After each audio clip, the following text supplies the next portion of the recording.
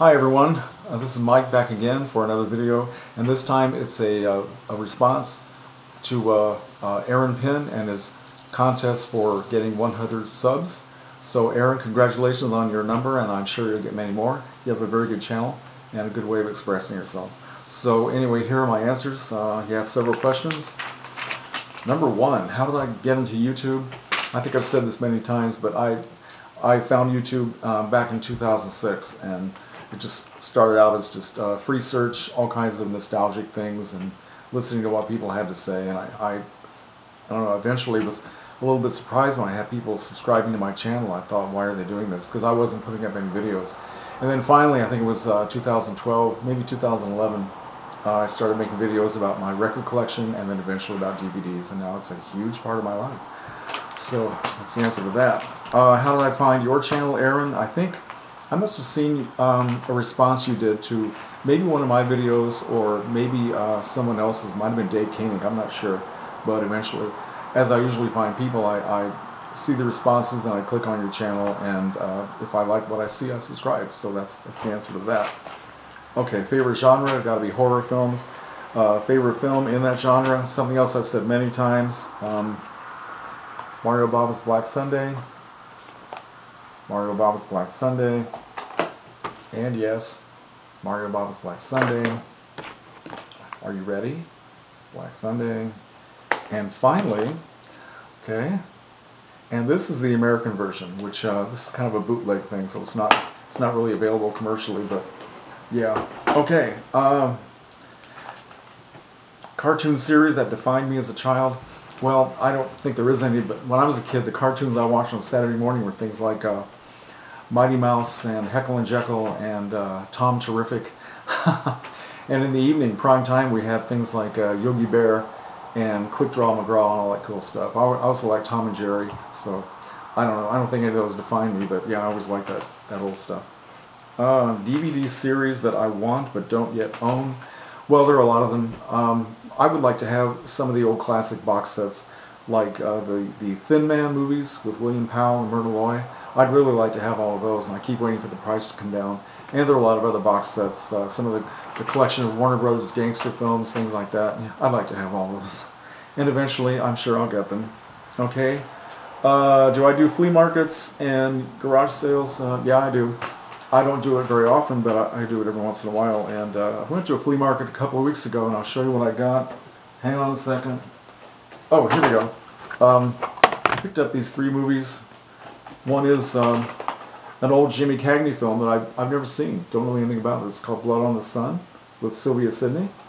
And also I picked up Babel with Brad Pitt, Cate Blanchett. That's a very good movie. Very, very good movie. And then I picked up this kind of obscure science fiction thing with Sean Astin called Slipstream, which I've read a few things about, but I've never seen it, and still haven't sat down to watch it. But I've never heard anybody say anything about it either, so I'm kind of anxious to get into that. Okay. What is the geekiest thing I own? Well, it could be anything related to Star Trek. I have a Star Trek lunchbox with the original series cast on it.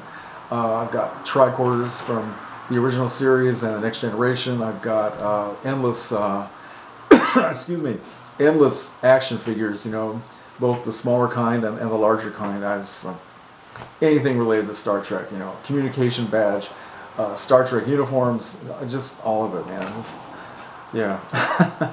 Okay, guilty pleasure. Favorite guilty pleasure film?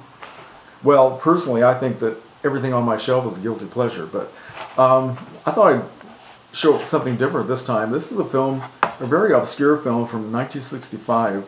It's called Who Killed Teddy Bear, right? 1965, low budget thing with Sal Mineo and Julia Prowse and Elaine Stritch.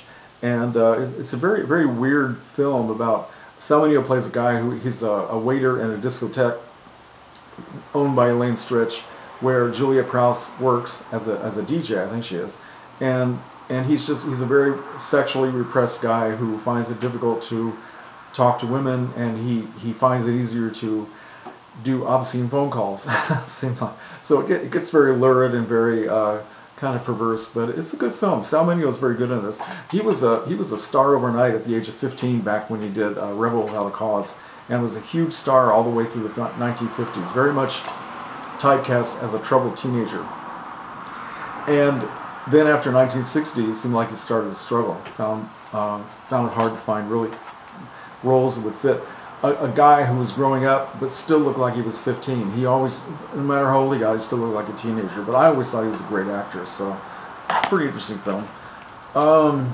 Where do I buy movies? All over the place. I go to Barnes & Noble. Once in a while, Best Buy, although I don't go there as much as I used to. I buy them at Big Lots. I buy them online at MoviesUnlimited.com, CreepyClassics.com, Oldies.com, just really all over the place. Critics' Choice Video, that's another place I like to go.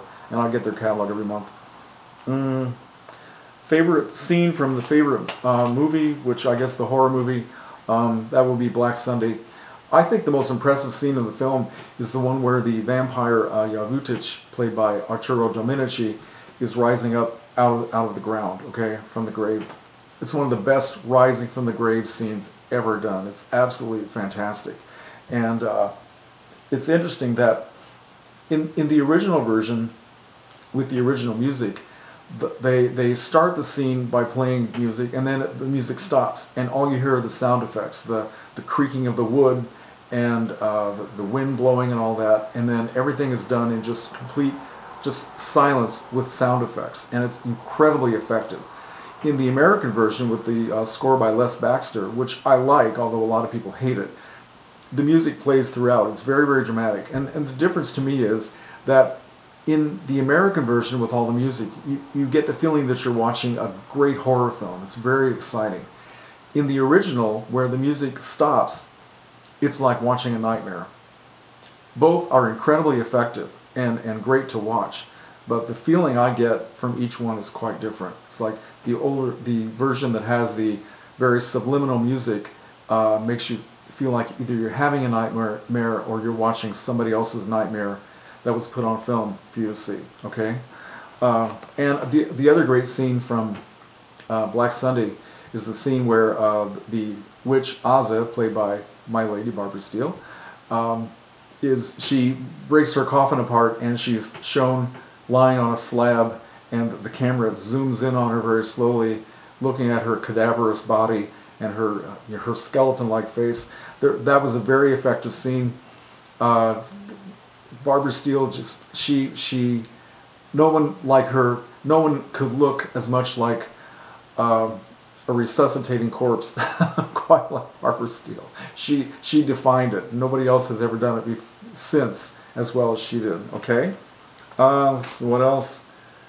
And my favorite special edition? Okay, well, that would have to be this deluxe edition of Forbidden Planet, which comes in this terrific tin box and has all kinds of goodies in there, like a little miniature of Robbie the Robot, which unfortunately I was very rough with, and I broke off his antenna, but he's safely back in his box.